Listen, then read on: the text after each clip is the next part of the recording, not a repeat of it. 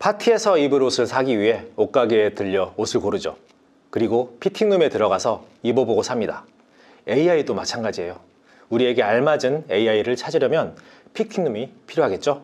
AI 피팅룸이 여러분의 궁금증을 풀어드릴 겁니다. 빨리 오세요.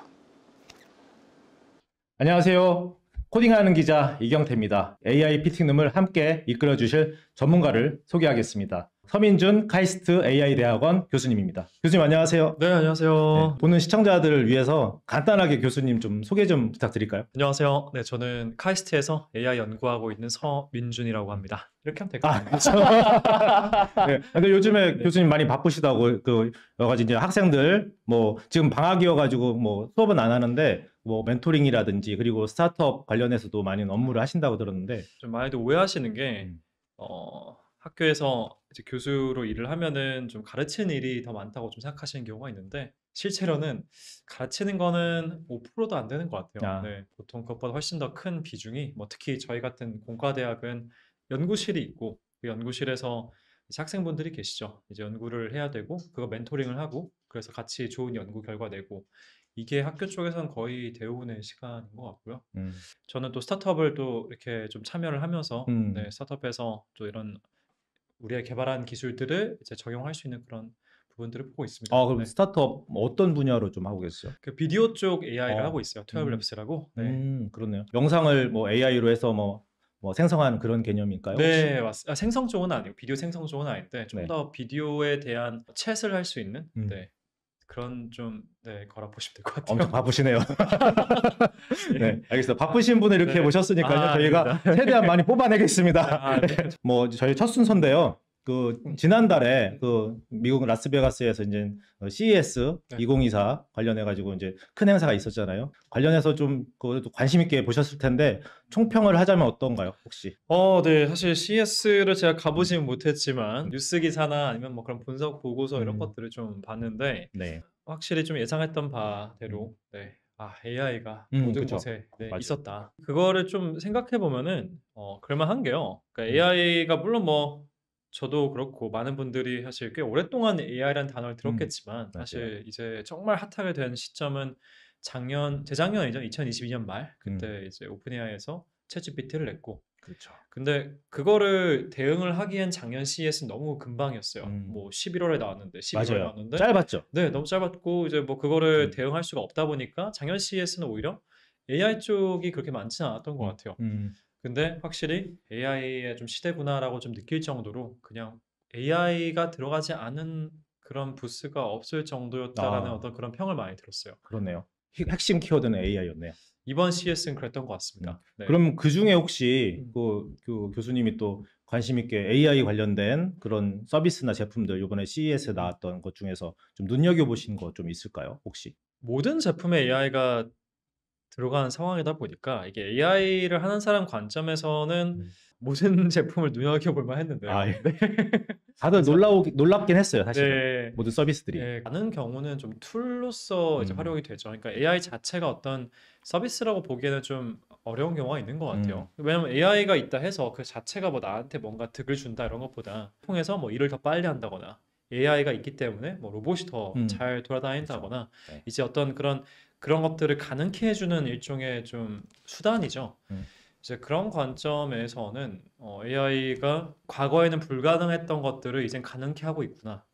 근데 또 아무래도 그런 것들을 또 관심을 좀 깊게 안 가지면 이게 AI 때문에 이렇게 된 건지 아니면 그냥 AI랑 관련 없이 이런 것들이 가능해졌는지 좀 알기 어려울 수 있을 것 같아요. 그렇죠. 근데 좀 AI 쪽을 하는 분들 입장에서는 저 분명히 과거에는 어려웠을 텐데 AI가 이제 도입되면서 가능해지고 있구나 이런 것들이 좀 보이는 이제 그런 것들이 상당히 좀 인상 깊었던 것 같습니다. 그렇네요.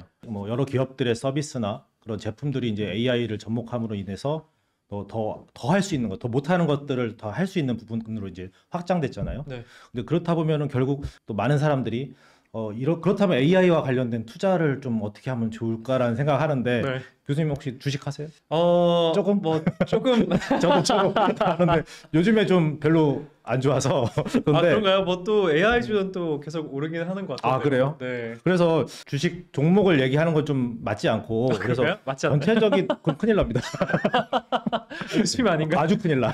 그래서 AI가 접목돼서 그 투자하는 사람 입장에서는 어떤 부분을 조금 보고선 투자를 할까 말까라는 그런 걸 정할 수 있을지 그쵸. 그런 포인트가 있을 것 같은데 그거 좀 말씀해 주시면 좋을 예, 것 같아요. 뭐 아주 중요한. 저한테도 좋을 것 같아요. 먼저 여담을 드려보자면은 종목을 말씀하면 안 된다고 하셨지만 뭐 네. 그래도 워낙 큰 종목이니까 이거는 괜찮지 않을까 싶은데. 큰일 나지 않을까요? 큰일 나요? 괜찮나요? 알겠습니다. 아니 해도 될 것 같아요. 알겠습니다. 혹시 네. 안 되면은 알겠습니다. 편집해 주시고요. 네. 이제 AI가 이렇게 좀 뜰 것 같다고 생각이 좀 들었던 첫 시점이 사실 2020년이었어요. 꽤 오래됐죠. 그러니까 2020년에 그때 사실 오픈 AI가 GPT-3라는 논문을 냈고 이제 그 논문이 일반 대중들한테는 와닿지 않았겠지만 그리고 사실 모든 연구자들한테도 와닿았는지 모르겠어요. 근데 저한테는 사실 엄청 충격이었거든요. 네. 그리고 그 충격을 받고 그때 딱 느꼈던 거는 뭐 지금은 아니지만 아주 근미래에 AI 시대가 오겠구나라는 생각이 들었습니다. 그리고 그때 어쨌든 확실했던 거는 AI를 위해서는 많은 GPU가 필요하구나. 그럼 엔비디아? 이렇게 해서 그래서 당시에 엔비디아 주식을 샀고요. 그때 사셨으면은 지금 뭐 와. 네, 중요한 건 이제 깨달은 게 뭐였냐면 네. 아무리 좋을 때 샀어도 네. 좋을 때 팔아야 되는데 네. 이게 너무 일찍 팔았던 거죠. 그러시구나. 그래서 네. 뭐 결국은 물론 뭐 손해 보지는 않았지만 네. 미래가 어떨 것 같다도 중요하긴 한데 이게 미래가 어떻다고 하더라도 이게 얼마나 그 미래에 대해서 사람들이 벌써 인지를 하고 있는가. 왜냐면은 엔비디아가 모두가 이미 벌써 알고 있는 상황이면은 어떤 그거에 대한 어쨌든 나만 알고 있는 지식은 없는 상황이고 그렇죠. 어떻게 보면 그 뜻은 벌써 가격에 그게 다 반영됐다고 볼 수도 있잖아요. 그게 안 되니까 이게 아무리 뭐 미래가 어떻게 될지에 대한 어떤 예상을 할 수 있어도 뭐 그렇게 아주 쉽게 결정을 할 수가 없는 것 같더라고요. 투자에 대해서. 그래서 영화는 이런 타임머신 같은 영화가 있잖아요. 네. 미리 가서 오선지에서 투자를 한다 그런 것도 있는데. 네, 맞습니다. 네, 그게 그러니까 이게 아무리 뭐 잘해도 뉴턴도 투자를 엄청 못했다고 하고요. 그래요. 네. 어쨌든 아주 대박은 치지 못했다. 결론 지으면 되죠? 그러니까 손해만 안 봤다. 손해는 안 봤다. 하지만 뭐 알겠습니다. 남들이 막 부러워할 정도의 그건 아니었다. 그렇네요. 그래도 좀 부러운데요. 네. 알겠습니다. 사실 이제 CES에서 많은 기업들이 또 이렇게 두각을 보였는데 그 중에서 또 이제 국내 기업도 그렇고 이제 혁신상을 좀 받은 기업들이 꽤 많아요. 근데 그 혁신상을 받은 기업들이 사실 스타트업들이 많았잖아요. 네네. 그 스타트업들이 어떻게 하면 또 이제 이 분위기를 이끌고 가서 그쵸. 또 새로운 기회를 얻거나 아니면 더 많은 투자를 받거나 하는 부분이 필요한데 이런 방향성이라든지 그런 거 어떻게 좀 보고 계신가요? 하나 좀 중요한 거는 AI가 정말 좋은 기술인 건 맞고, 그러니까 이제 제가 이런 질문을 많이 받아요. 그러니까 AI가 지금 어쨌든 엄청 사람들이 난리를 치고 어쨌든 정말 AI 통해서 많은 걸 할 수 있다고 하는데 그러면은 여기에 많은 돈을 이제 뭐 많은 돈이 몰리겠냐, 투자를 많이 하겠냐 이렇게 물어보시면 저는 그런 말씀을 드리긴 합니다. 이게 사실 아까 투자랑 좀 비슷한 궤를 같이 하는 것 같은데 저한테 만약에 AI가 기술적인 혁신이고 그리고 세상을 바꿀 것 같냐라고 물어보시면 저는 yes라고 얘기를 해요. 근데 AI를 통해서 돈을 벌 수 있을 것 같냐 하면은 그거에 대한 질문은 답하기가 쉽지가 않다. 이런 말씀을 보통 드리거든요. 왜냐면은 최근에 예를 들면 AI 쪽에 이제 오픈 소스가 많이 됐는데 그 오픈 소스라는 게 이제 혹시나 모르신 분들을 위해서 좀 말씀을 드려보면 뭐 GPT-3 같은 거 이제 또는 챗GPT 써보신 분들 많으실 거고요. 그런 것들은 물론 뭐 공짜로 쓸 수도 있긴 하지만 돈 내고 쓰시는 분들이 계실 것 같아요. 그렇죠. 근데 이제 그런 것들을 사실 내 컴퓨터에서 돌릴 수 있으면 정말 좋겠죠. 맞아요. 근데 물론 챗GPT만큼 좋지는 않지만 그래도 어느 정도 되는 그런 괜찮은 그런 챗봇 이제 그런 코드가 공개가 돼 있어요. 그럼 내 컴퓨터에서 돌릴 수가 있다는 거죠. 그럼 그런 상황에서 얼마나 많은 사람들이 그러면은 그 정도 수준의 AI 서비스를 누가 판다고 해도 그렇게 돈을 주고 어쨌든 쓰고 싶지는 않겠죠. 왜냐하면 내가 내 컴퓨터로 돌릴 수 있는데 굳이 왜 내가 돈 주고 이걸 써야 되겠어. 그렇죠. 물론 쓸 수 있다 하더라도 많은 돈을 지불하지는 않겠죠. 말씀드리고 싶은 거는 AI로 돈을 벌려면 잘해야 되는 건 맞는데 네. 남들이 못해야 돼요. 아, 남들이 못 내가 잘하고 남들이 못해야 돈을 벌 수가 있지. 어려운데요. 네, 모두가 잘하면은 네. 돈이 안 됩니다. 그럼 지금 모두가 잘하기 때문에 어떻게 보면 상향 평준화가 됐기 때문에 돈을 벌기는 어렵다. 뭐 그렇게 당황할 수는 없지만 네. 그걸 조심해야 한다. 그러니까 뭔가 내가 과거에 안 됐던 게 미래에 된다고 해서 거기에 돈이 몰리는 게 아니라 그것까지는 좋은데 그 사람들이 과연 다른 또 경쟁자에 비해서는 또 더 잘하고 있는 거냐. 네. 이게 좀 중요하다. 좀 더 지켜봐야겠네요. 그런 분위기. 스타트업들 같은 경우도 그러니까 결국에는 그런 것들을 근데 투자자들은 잘 알고 있는 것 같아요. 그래서 사실 그 혁신상을 받더라도 네. 1년, 2년 정도 지난 뒤에는 또 세상에서 없어지는 기업들도 많이 있거든요. 그럴 것 같아요. 그래서 그런 부분들이 사실 혁신상을 받았다 해도 그 유지를 하거나 유지를 못 하거나 아니면은 AI가 너무 기술 발전이 엄청나게 빠르잖아요. 그렇죠. 그런 부분에서 처음에는 되게 엄청난 기술인 줄 알았는데 가다 보면은 이게 별로가 아닌 그런 맞습니다. 스타트업이 될 수도 있겠다는 얘기죠. 네, 물론 이제 그렇다고 해서 그 사람들이 어떤 달성한 거를 이게 폄하할 수는 없겠지만 기술 발전이 빠른 때 어떤 일들이 많이 일어나냐면은 어쨌든 그 회사도 정말 많은 노력을 통해서 그걸 만들었을 수 있어요. 대단한 거지만 문제는 다른 데에서 어떤 기술 발전이 더 빨리 일어나서 이 기술을 잠식을 하는 거죠. 아, 이제 그렇게 되면 사실 그분들이 어떤 기술이 대단하지 않았다는 게 아니라 그냥 안타깝게도 더 대단한 사람이 있었다는 거죠. 그래서 이게 상당히 상대적인 요소가 좀 큰 것 같습니다. 그렇네요. 걱정이 더 되는 부분이네요. 사실은 뭔가 엄청난 그 장밋빛 청사진이 막 나올 줄 알았는데 가다 보니까 또 그것도 아닌 것 같은 느낌이 들어서 조금 그쵸. 우려되는 부분도 있네요. 맞아요. 근데 소비자 입장에서는 저는 그래도 확실한 거는 네. 앞으로 1년 또는 2년 동안에 정말 편리하고 좋은 서비스들이 계속 나올 거라 생각해요. 좀 저도 되게 많이 기대하고 있는 네, 부분이거든요. 지금도 나왔고 많이. 네. 그렇죠. 네.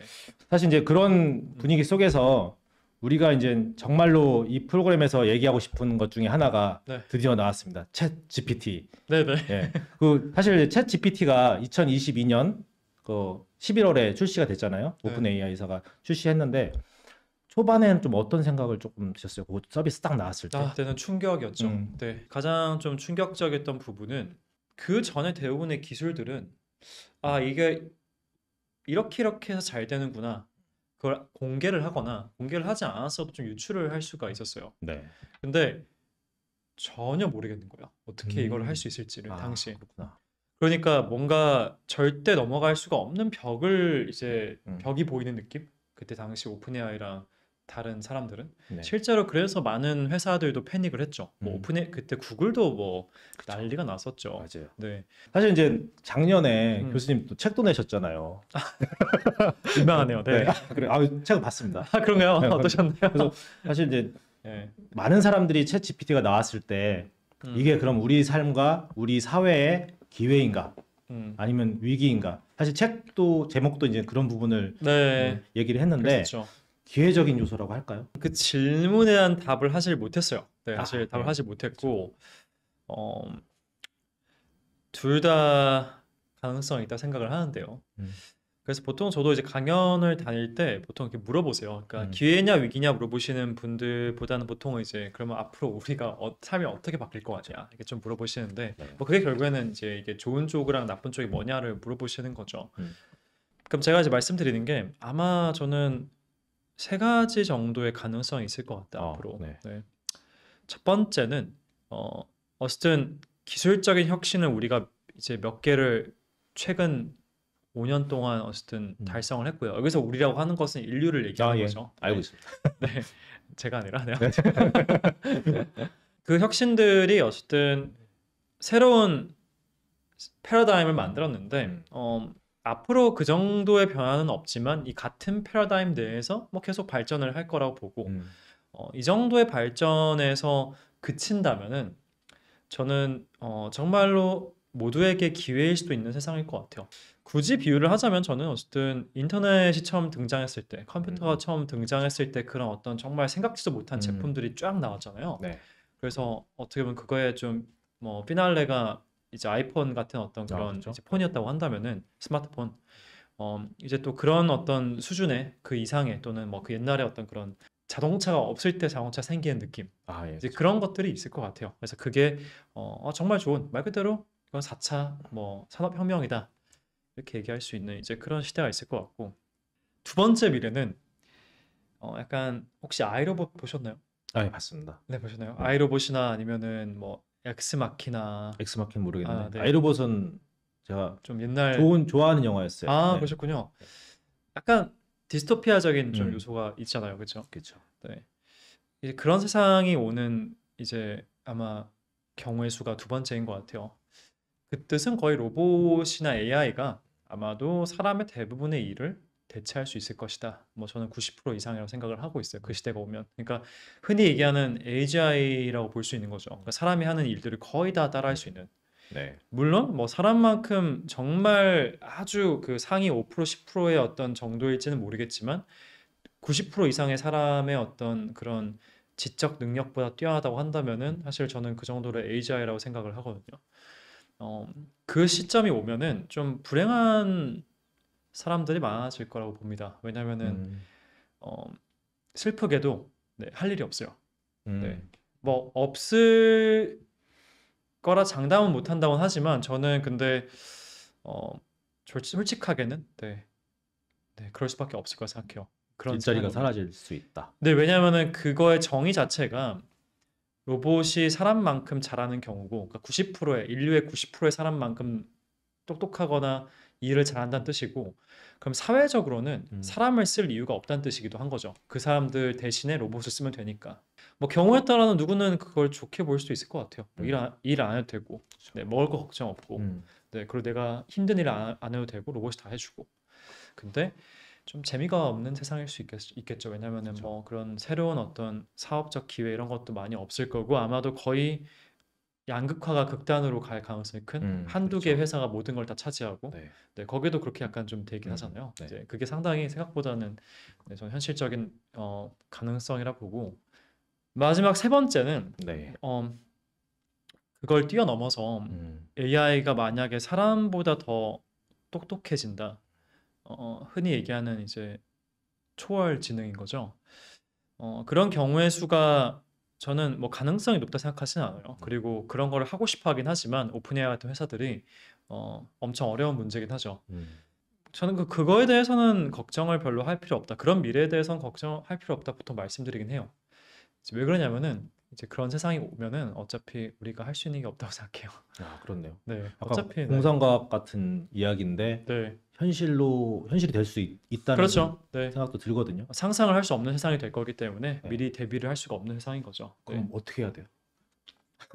이거는 약간 어떤 거와 비슷한 느낌이냐면은 네. 지구의 어떤 이제 그런 소행성이 충돌하기 직전이고 네, 뭐 할 수 있는 게 없는데 그걸 이제 걱정을 왜 하냐 이런 이제 왜냐하면 네. 개인적으로 네. 전 아이가 또 있고 네. 그러다 보니까 네. 그 챗 GPT가 나온 이후에 그 밤에 한번 해봤어요. 뭐 근데 초반에는 되게 섬뜩한 답변들을 좀 해줬고 네. 그 부분에 대해서 뭐 보도도 나왔거든요. 그 이후에는 오픈 AI가 이제 조금 이제 거기 그 부분을 좀 개선했던 부분이 네. 있다고 그때 들었었는데 네. 그때 그걸 하면서 그러면 우리 애는 뭘 해야 되지? 뭐 나는 우리한테 뭘 준비해 줘야 되지? 막 이런 엄청난 고민을 하게 됐었어요. 그러실 것 같아요. 네. 물론 이거 방금 말씀드린 거는 세 번째 미래가 왔을 때인 거고 이제 그거는 저는 가능성은 낮다고 생각하기 때문에 그리고 그런 미래에 대해서 고민을 할 필요가 없다. 그러니까 어차피 온다고 하더라도 대비할 수가 없다 정도인 것 같고요. 네. 아마도 첫 번째 미래일 가능성이 높다고 생각을 하고 저는 계획을 세우는 게 좋은 것 같아요. 네, 두 번째 미래만 가도 아마도 그것도 마찬가지로 뭐 계획이야 세울 수 있겠지만 네. 너무 다를 거라 지금과. 그러니까 두 번째 미래가 딱 우리가 상상할 수 있는 어떤 그런 AI가 정말 로봇이 정말 이제 온 세상에 다 있을 때의 어떤 미래들이겠죠. 영화에서 나오는 것들.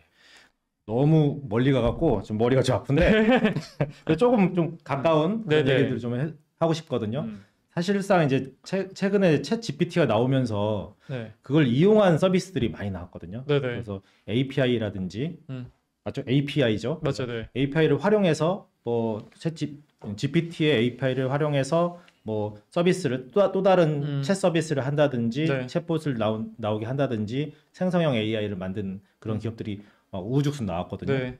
좀 그 중에서 조금 그래도 좀 인상적인 그런 기업이 있다면 아니면 서비스라든지 그게 좀 있을까요? 네. 뭐 특정 회사를 좀 언급하기가 좀 그렇긴 그냥 하지만 A사 하면 될 것 같아요. 네. 네.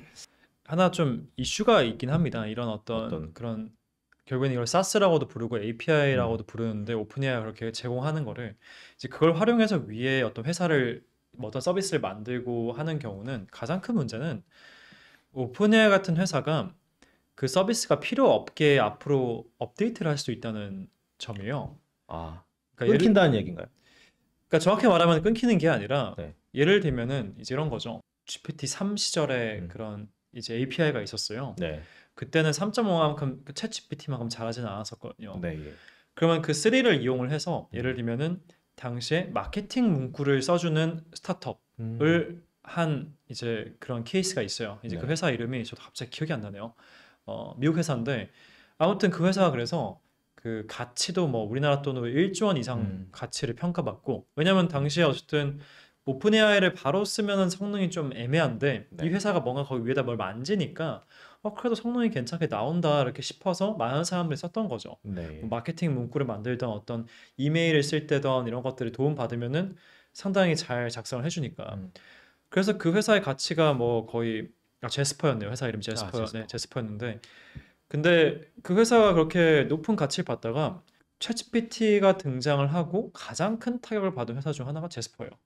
왜냐면은 챗GPT가 갑자기 너무 잘해지니까 제스퍼가 필요가 없어진 거예요. 그러니까 원래는 그 전 거는 좀 성능이 안 좋아서 그 위에다가 뭔가를 했어야 사용자들이 쓸만했는데 네. 더 좋은 모델을 만들고 싶어하는 오픈AI 입장에서는 이제 그거를 계속 어쨌든 더 성능을 높이고 있는 거고 그 충분히 높아지면은 어쨌든 과거에 안 좋았던 버전 위에 이렇게 뭔가를 우리가 더 해서 더 잘하겠다가 의미가 없어지게 되는 거죠. 더 잘하는 게 나오니까. 그렇죠. 더 잘하기도 하고 그 더 잘하는 건 다 잘하는 거죠. 그렇다면은 API를 활용해서 지금 많은 기업들이 이제 그 음. 서비스를 만들었거든요. 네. 그럼 그것도 얼마 되지 않아서 그 서비스를 문을 닫을 수밖에 없는 상황이 올 수 있다. 그러니까 오픈AI가 쉽게 따라할 수 없는 요소가 뭔가 있어야 사실 이게 그런 어떤 계속 앞으로 경쟁력을 가지는데 그냥 그 위에다가 아주 얇게 어느 하나의 레이어를 쌓아서 네. 오픈AI가 이게 잘하긴 하는데 예를 들면은 이거는 조금 못하는 것 같아. 이거를 조금 더 잘하게 해봐야지 해서 서비스를 하는 거는 당장은 뭔가 매력적으로 보일 수 있지만 이게 중장기적으로는 거기에 어떤 디펜던시도 있고 나중에 오픈AI가 더 잘하게 되면은 이게 더 이상 필요가 없어지는 부분도 있기 때문에 이제 그런 것들을 좀 잘 봐야 된다. 네, 그런 말씀입니다. 네. 그렇네요. 조금 비즈니스 모델이라든지 비즈니스 시장 쪽에 대한 이야기를 조금 많이 한 부분인데 조금 더 좀 실생활에 좀 가까운 그런 이야기를 좀 해볼게요. 네. 그래서 사실상 저는 그 챗 GPT가 나오면서 거기다가 이제 우리가 이제 뭔가를 넣잖아요. 네. 그때 보통 이제 질문을 어떻게 해야 되는지 근데 이 부분이 사실은 프롬프트라는 얘기가 있잖아요. 그래서 네. 사람들이 요즘에도 이제 GPT-4라든지 이제 다른 그 뭐 LLM 초거대 그 언어 모델을 쓰면서 프롬프트를 어떻게 하면 잘할까? 또 어떤 데는 뭐 프롬프트 뭐 1000개를 뭐 줍니다. 뭐 그리고 유료로 판매가 된 시장도 있고 한데 지금 GPT 스토어가 있죠. 네. 네. 어떻게 하면 프롬프트 잘할 수 있어요? 근데 네. 저도 잘하는 것 같지는 않아서 제가 그러니까 이게 프롬프트를 잘한다는 거는 사실 네. 사람으로 치면요 잘 가르치는 거랑 비슷한 것 같아요. 잘 가르치는 네, 거. 네, 네. 좀 쉽게. 그렇죠. 잘 가르치는 거죠. 말 그대로 AI가 어린아이다 생각하고 가르치려고 하는 약간 그 마인드인 것 같은데 사람도 마찬가지로 어쨌든 뭔가에 대한 좀 개념을 설명할 때도 그렇게 좀 하는 것처럼 네. 그래서 예제를 잘 주는 게 좀 중요한 것 같고 설명을 잘하는 게 중요하기도 한데 이것도 사실 너무 모델에 따라서 또 그게 설명을 너무 길면 또 잘 못하는 경우도 있고 그래가지고 네. 네. 쓰고 있는 그 챗 GPT든 뭐 그게 우리나라의 하이퍼클로바 같은 어떤 그런 네. 모델이든 뭔가 성향을 파악하는 게 중요한 것 같아요. 이게 성향이 있긴 합니다, 모델이. 그러니까 근데 이게 일반인들 같은 경우에는 그 성향을 파악하는 게 어려울 것 같아요. 시간이 좀 걸릴 수 있죠. 네. 네. 그 저도 이제 많이 써보는데 약간 그런 부분들이 있죠. 그 동안에도 많이 그 프롬프트 쓰는 거에 대해서 많이 지금 유튜브나 아니면 다른 그 인터넷에 많이 노하우 같은 게 조금 나왔는데 네. 너는 뭐 누구야 이렇게 지정을 해놓은 다음에 그런 다음에 나는 이런 게 필요해. 그래서 요거를 좀 이렇게 재미나게 좀 풀어서 결과물을 보여줘. 네. 이런 방식의 프롬프트도 좀 결과물이 좀 괜찮게 나온다라는 얘기도 있거든요. 네, 맞습니다. 네. 어느 정도는 통용되는 것 같은데 사실 근데 그게 너무도 달라서 모델마다 근데 보통은 그런 것 같습니다. 네, 보통은 그렇게 많이 하시는 것 같아요. 뭐 너는 누구다 이렇게 네. 어떤 상황에 어떻게 행동을 해야 된다 이런 것들을 좀 쫙 리스트업하고 그 보통은 그런 걸 따라하는 경우도 꽤 있는 것 같아요. 그래서 네. 사실은 그 프롬프트를 제가 여쭤본 게 이유가 그 프롬프트 엔지니어들의 경우에 연봉이 이제 뭐 수억 원대 연봉이다라는 말이 있어가지고 네, 프롬프트 엔지니어링이나 엔지니어의 어떤 비전이 좀 있을까요? 그거에 하나의 별도의 직업이 될 수도 있을 것 같고 경우에 따라서는 좀 별도의 직업보다는 어떤 기획자라던가 풀스택 엔지니어가 좀 앞으로는 갖췄으면 하는 소양으로 볼 수도 있을 것 같아요. 제가 볼 때는 교수님이 풀스택 엔지니어 아닌가요? 아쉽게도 네, 아, 그런가요? 네, 지금은 그렇게는 못 하고 있는데 네, 네. 그래도 뭐 그렇게 거의 뭐 접근했다. 아니야. 그렇게 생각하고 있는데 아닌가요? 풀스택 엔지니어가 네. 되려면은 네, 네. 더 많은 걸 알아야 될 것 아, 같습니다. 그런가요? 네. 알겠습니다. 자, AI 피팅룸에 음. 백미가 있습니다. 뭔지 아세요? 뭔가요? AI 피팅룸이 사실은 네, 우리가 옷을 입을 때 음. 피팅룸에 들어가듯이 네, AI라는 것을 알아보려고 AI만의 피팅룸으로 들어가는 거거든요. 네, 그래서 사람들이 궁금한 게 많거든요. 그럼 어떻게 해요? AI를 알려고 우리한테 와야 되잖아요. 네, 그래서 질문을 받아서 질문을 우리가 답하는 이런 코너가 순서가 있습니다. 네. 그래서 사전에 사실은 이제 교수님하고 얘기하기 전에 그 질문을 좀 받아왔어요. 신진호 그 한국 엑셀러레이터 협회장님이 AI에 관심이 많으세요. 아, 네. 엄청 많으세요. 그리고 실제 그분이 이제 엑셀러레이터 그 기업을 운영하고 계시기도 하고 지금 방송 지금 녹화 중인데 지금 그 해외 나가셨어요. 아, 그래가지고 예. 카톡으로 긴급히 질문을 몇 개 주셨는데 이제 어떻게 보면 이제 엑셀러레이터들 창업을 하는 사람들 있잖아요. 그래서 네. 창업을 뭐 예비 창업자나 아니면 그 기존에 창업했던 기업들 이 기업들도 사실은 그런 어떤 AI를 활용해 가지고 뭔가 피보팅을 하고 싶어 하거든요. 근데 잘 모르는 부분 많고 어렵고 그래서 이런 부분에서 어떻게 하면 좀 잘 접목을 할 수 있는지 이게 첫 번째 질문. 보통 이런 질문을 받았을 때, 네. 그 하나를 좀 먼저 하나의 질문이 먼저 대답이 돼야 되는 것 같아요. 그러니까 AI를 활용을 하고자 하는가? 아니면은 AI 기술을 우리 어떤 사업에 좀 핵심적인 좀 차별성을 보고 싶어 하는가? 이게 좀 다르다고 보거든요. 그러니까 전자 같은 경우는 네. 조금 더 뭐 비용을 우리가 줄이기 위해서든지 어떤 AI라는 것은 우리한테는 수단일 뿐이고 실제로 AI가 우리가 어떤 기술적인 어떤 우리 기술 회사도 아니고 정말 수단으로서 활용을 하는 거다 이런 입장이 있을 수 있고 그래서 그게 아니라고 한다면은 우리는 이제는 AI 회사다. 우리는 이제는 AI가 가장 핵심적인 어떤 그런 기술적인 좀 요소 중 하나다 이렇게 얘기를 하는 경우일 수도 있을 것 같아요. 이거를 먼저 고민을 해보시라고 말씀을 드리는 게 만약에 전자라고 한다면은 저는 직접 개발하는 걸 추천드리진 않아요. 왜냐하면 어차피 아주 높은 가능성으로 하고자 하시는 거를 이미 벌써 뭐 챗GPT라던가 이런 어떤 서비스로 이미 할 수 있거나 근미래에 할 수 있을 거기 때문이죠. 차라리 그런 것들을 어떻게 내가 잘 활용할 수 있을까 이제 이런 것들을 고민하는 즉 프롬프트 엔지니어링적인 오히려 고민이 더 나을 수가 있고요. 저도 그래서 제가 이미 벌써 알고 있는 스타트업들도 처음부터 그쪽은 우리 하지 않겠다고 딱 결정하고 우리는 챗GPT를 써서 프롬프트 엔지니어링만 해가지고 우리 서비스에 녹이든지 우리가 뭔가 하는 업무를 효율화하겠다. 그렇게 할 수도 충분히 있거든요. 예를 들면 어떤 서비스가 있냐? 뭐 제가 자주 쓰는 서비스 중 하나인데 저는 이제 슈퍼휴먼이라고 하는 이메일 그 관리 서비스를 쓰고 있어요. 네. 이제 이메일들 많이 쓰고 답변을 하려고 하면 상당히 유용한 서비스인데 이메일이 오면은 그 이메일을 요약을 해줘요.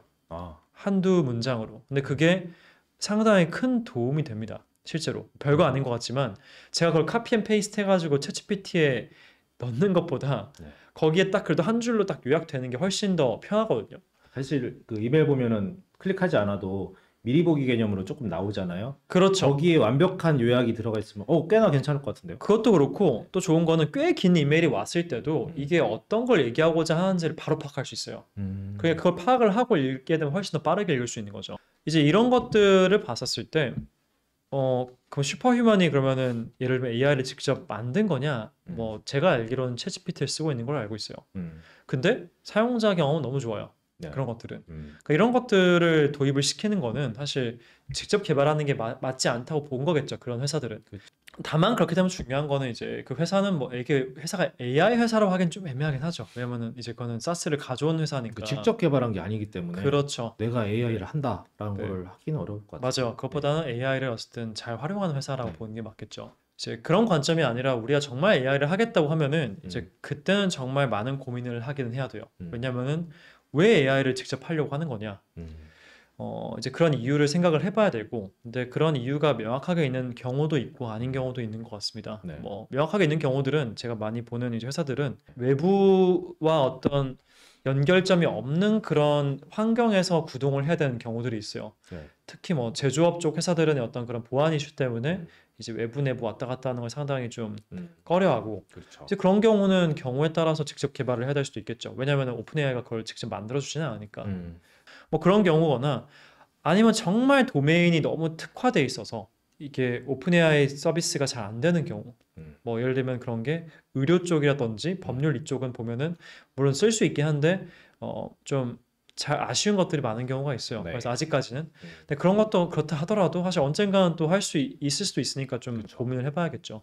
국내에도 초거대 AI 개발하는 그 대기업들이 또 있고 네. 또 일부 중견기업급의 기업들도 조금 이렇게 하는 분위기인 것 같더라고요. 그래서 그 시장이 이제 투자되는 금액이 어마어마한 천문학적으로 돈이 들어가는 부분이어가지고 좀 스타트업이 뭐 그 분야로 가기에는 좀 어려운 것 같기도 하다는 생각이 들거든요. 네, 그럴 수도 있죠. 네. 그런 부분에서 조금 정리를 하고요. 사실 이제 그래서 이제 또 다른 질문은 뭐냐면 그럼 이제 챗 GPT를 가지고 그 엑셀러레이터들이 어떻게 창업 예비 창업자나 이제 자기네들이 이제 성장시키려고 하고 있는 그런 창업 기업들을 어떻게 조금 활용해서 조금 수월하게 할 수 있을까라는 그런 부분은 조금 도움이 될 만한 얘기가 없을까요? 그래서 사실 이건 제가 하나 좀 중요하다고 보는 부분은 AI가 발전을 하면 할수록 아마 AI가 서비스에도 들어가긴 하겠지만, 그러니까 어떤 회사가 하고자 하는 서비스에도 들어가겠지만 그 회사가 업무를 하는 방식에도 적용이 된다는 점을 좀 기억하시면 좋을 것 같아요.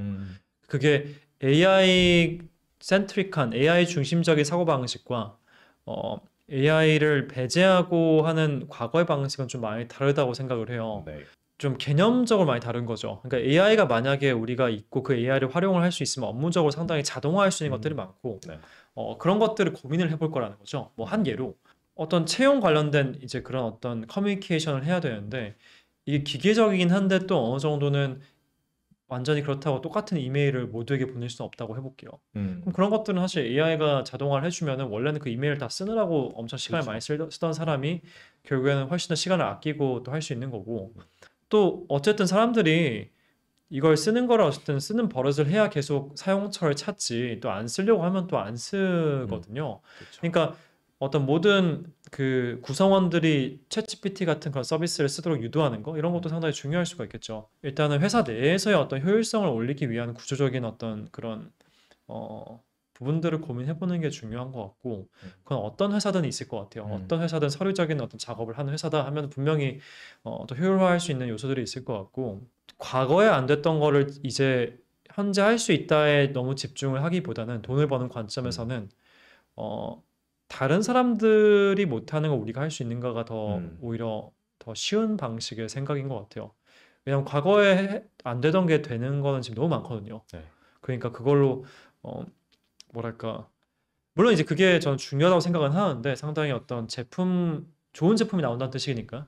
근데 거기에 매몰돼 있으면은 어느 순간부터는 사실 이거는 모두가 할 수 있는 거네라는 걸 느끼면서 이제 좀 도태가 되는 그런 상황이 되는 것 같아요. 그렇네요. 그런 부분들을 조금 고민하면은 좀 더 그 창업 스타트업에 좀 더 도움이 되지 않을까라는 생각이 들고요. 그 이제 AI 피팅룸이 여러 가지 또 시도를 하고 있는데요. 또 저희가 AI 피팅룸이 이제 많은 사람들의 이야기들을 듣고 그들의 생각을 한번 좀 설문을 통해서 좀 진행을 해봤는데요. 그거 관련해 갖고 진행을 하겠습니다. AI 분야는 상당히 많은 사람들한테 좀 매력적인 분야이기 때문에 그래서 그런 좀 저희는 타겟팅을 뭐 특정을 한 건 아니고 그냥 일반적인 국민들 대상으로 해서 설문을 진행했거든요. 그래서 그 관련해서 조금 간단하게 좀 들여다보고 음. 좀 얘기를 좀 나눴으면 합니다. 네. 그래서 실제 이제 보시면 그 첫 번째 이제 현재 인공지능이 내 삶을 변화시키고 있다고 생각하냐라는 그런 질문이 있어요. 근데 보통이다가 이제 36.2%인데 보통이다가 은근히 보면은 변화한다라는 개념으로 해석할 수도 있거든요. 그래서 이렇다 보면은 인공지능이 현재 많이 변화시키고 있다라는 그런 좀 생각을 하게 되고요.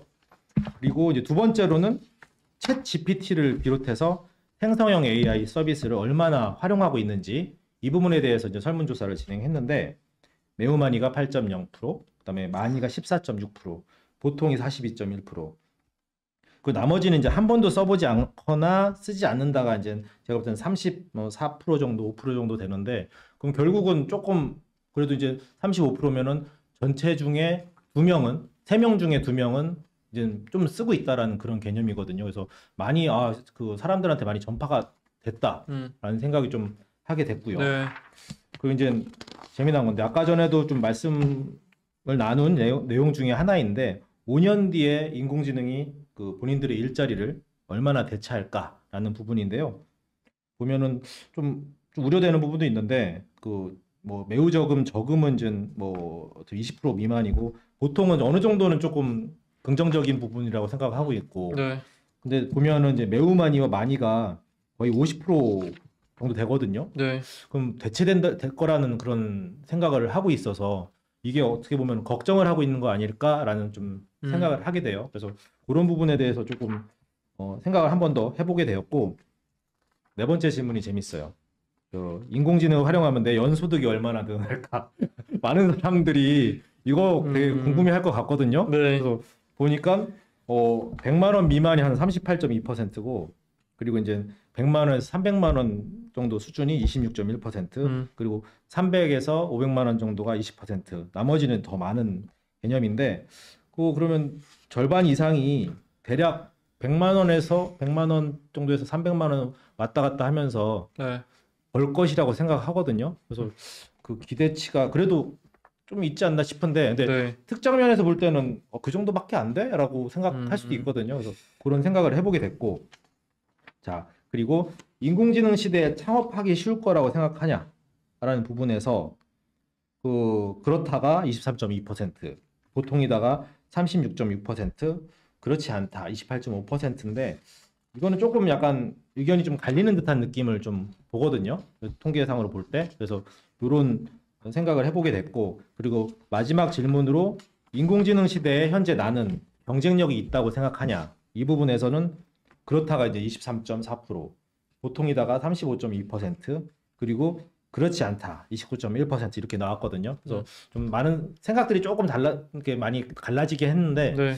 이 중에서 사실은 이제 그 교수님께 물어보고 싶은 건 아까 중간에 질문했던 얼마나 더 벌 것인가. 많은 사람들이 좀 궁금해하지 않을까 싶기도 하거든요. 교수님은 어떻게 생각하세요? 어려운 질문인가요? 혹시? 네, 뭐 저도 늘어난 것 같지가 않아서. 그래요?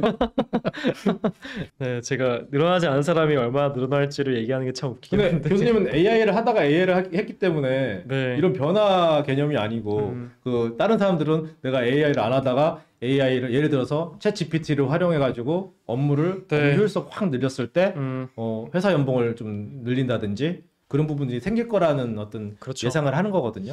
그런 차원에서 볼 때는 어느 정도가 될 것 같으세요? 근데 뭐 돈으로 제가 얘기하기는 쉽지 않을 수 있어도 네. 하나 좀 그 중요한 거는 어떤 직종은 이런 AI를 사용을 하면은 뭐 업무 효율성이 저는 50%도 올라갈 수 있다 생각해요.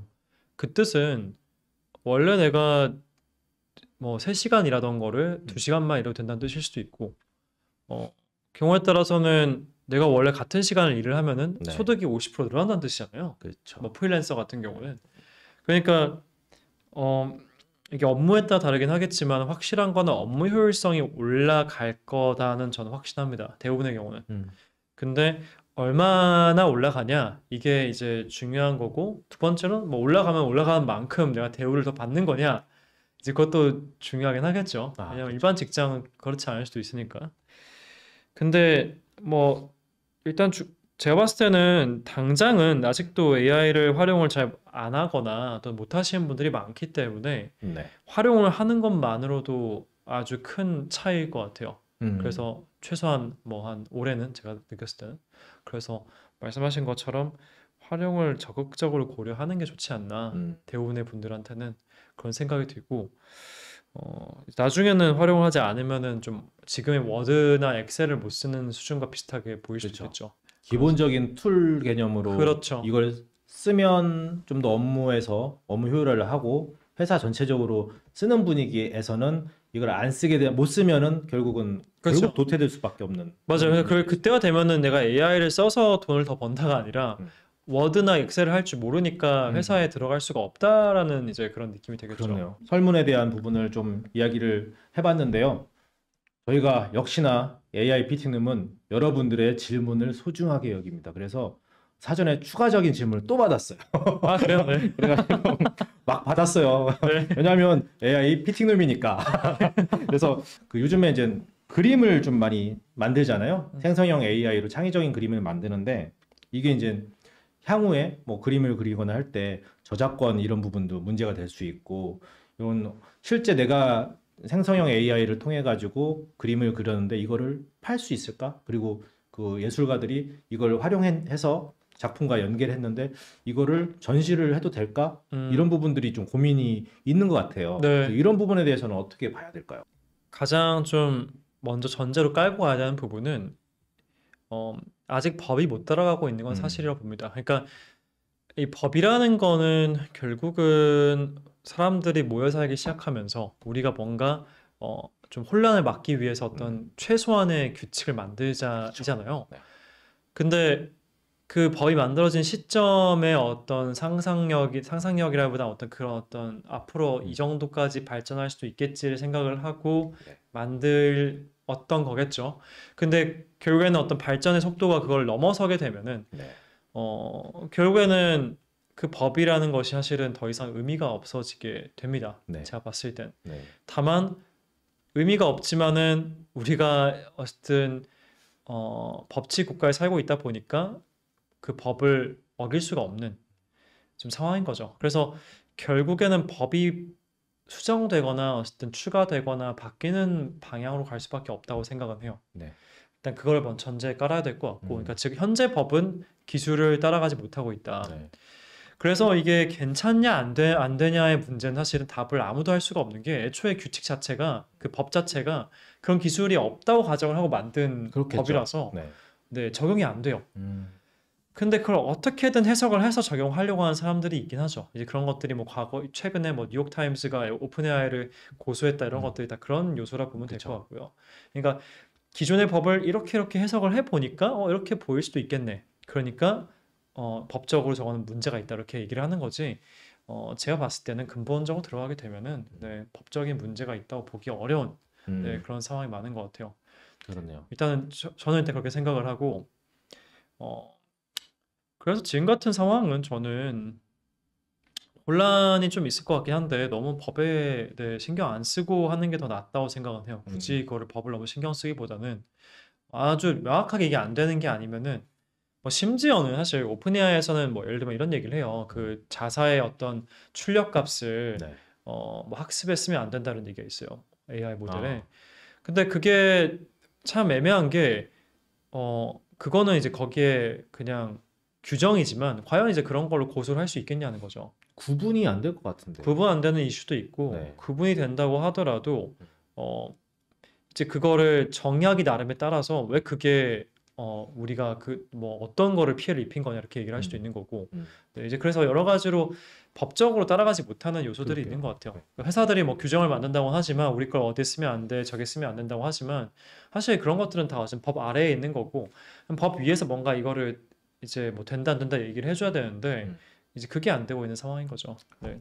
근데 반대로 저작권을 가지고 있는 사람 입장에서는 침해를 받는 거 아닐까요? 맞죠. 네. 그럴 수 있죠. 그러면 예를 들어서 지금도 사실 아까 뉴욕타임즈 말씀하셨듯이 국내 언론사들도 사실 이걸 저희 그 국내 언론사의 기사를 학습한 서비스가 어떻게 보면 언론사의 뭐 그 가치 뉴스 가치에 대해서 뭐 지불해야 되는 거 아니냐 이런 네. 이야기가 지금 나오고 있거든요. 네네, 그쵸. 그렇다고 근데 아직 그게 아직 많이 공론화되지 않았고 그게 아직 말씀하신 것처럼 법적으로 뭔가 해결할 수 없는 부분이 많거든요. 네. 그런 부분에서는 그럼 간단히 말해서 언론사는 그거에 대해서 돈을 못 받을까요?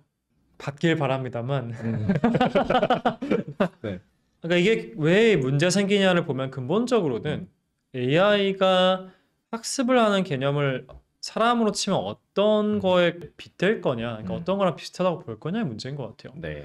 그러니까 예를 들면은 제가 뉴스 기사를 읽고 그 기사에서 어떤 얻은 지식을 활용해서 뭐 예를 들면 뉴스 이런 데 뭐 나와가지고 말하는 걸 누구도 그거를 그렇죠. 저작권 침해라 보지 않잖아요. 왜냐면은 그건 내가 학습을 한 거지 그거를 내가 그쵸. 직접 가져와서 보여준 게 아니니까.